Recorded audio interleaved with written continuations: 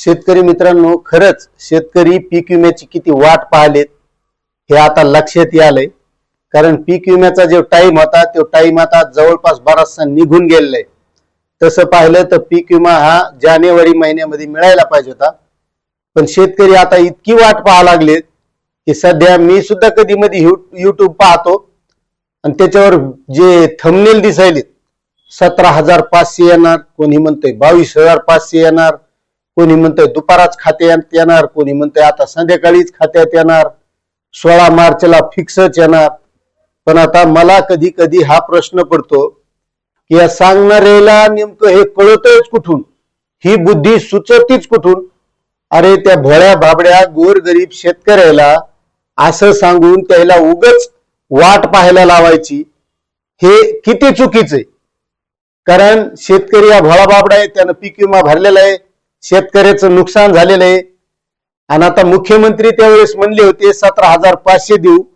आता अधिवेशन अर्थसंकल्पाचं चालू आहे, याच्यामध्ये मुख्यमंत्री पीक विम्यावर बोलले, कृषी मंत्री सुद्धा बोलले. आता ते काय म्हणले काय नाही ते तर आपण बघणारच आहोत. पण जे सध्या सांगायलेत लोकांना की 16 तारखेला एवढा येणार आहे, सोमवारपासून सुरुवात होणार आहे, याच्या डोक्यात ही बुद्धी येते कुठून, यायला माहित कुठून होतंय, याची याच्याकडे काही अधिकृत माहिती आहे का उगाच आपलं गोरगरीब शेतकरी पाहतेत म्हणून उगाच काहीतरी द्यायला चुकीची माहिती द्यायचा प्रयत्न करायचा. मला हा प्रश्न पडतो. कारण शेतकऱ्याची खरी अवस्था काय आहे हे आपल्या सगळ्यालाच माहिती. वरी दिसलं थंबनेल एवढा येणार पीक विमा म्हणल्यावर शेतकरी बघत आहेत, पण त्यांच्या भावनांशी खेळणं कितपत योग्य आहे याचं वाईट वाटत आहे. कारण जर अधिकृत माहिती असेल तर द्यायला हरकत नाही.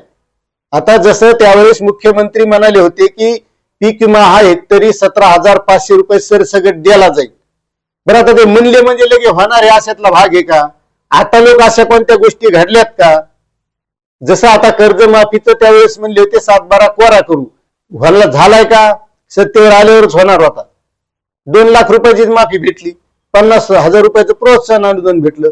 बरं, या पीक विम्यावर बोलले मुख्यमंत्री, काय म्हणले की बाबा पीक विमा योजना जी जुनी होती त्या माध्यमातून शेतकऱ्याला 25% फक्त अग्रिम मिळत होता आणि नंतर पीक विमा मिळत नव्हता, म्हणून आम्ही ही योजना बदलली आणि ते बीड मधले घोटाळे तेवढं सांगितलं, माथी मारलं त्या बीडवाल्याच्या आणि नुकसान सगळ्या शेतकऱ्याचं करून टाकलं.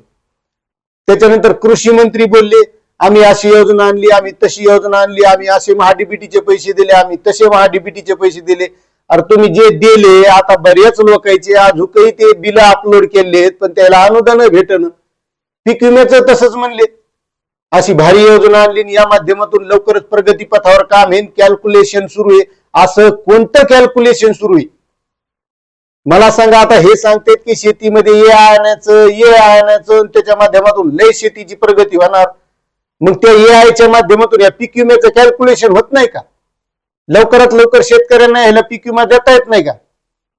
पुन्हा त्याच्यात एक सांगितलं की पीक विमा कंपन्यांना आतापर्यंत जे नफा होता ते आम्ही फक्त आता 20% नफा ठेवलेला आहे.